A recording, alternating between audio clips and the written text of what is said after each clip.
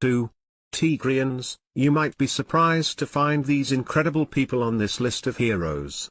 Tigrians live in the present day of Ethiopia and Eritrea with the largest share of heroism and amazing history of the Aksumite Empire.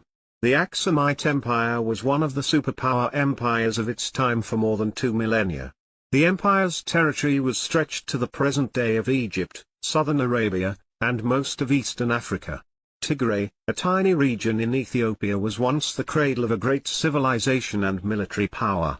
This is the land of the Queen of Sheba, Menelik I, who had taken the Ark of the Covenant from Jerusalem to holy city of Aksum. Emperor Caleb, Eluasbihar, reigned circa 500 to 534, was strong enough to reach across the Red Sea in order to protect his coreligionists in Yemen against persecution by a Jewish prince.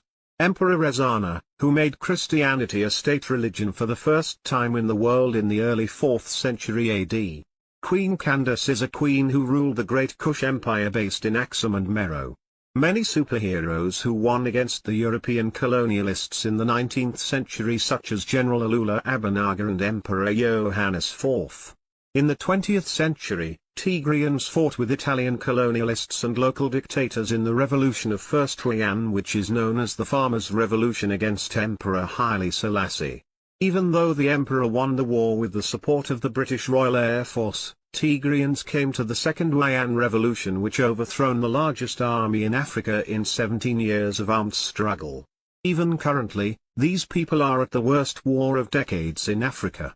They are fighting two national armies of Eritrea and Ethiopia with the support of Amhara regional paramilitary and militia, Somalian troops, and with drone destroyer support from the United Arab Emirates.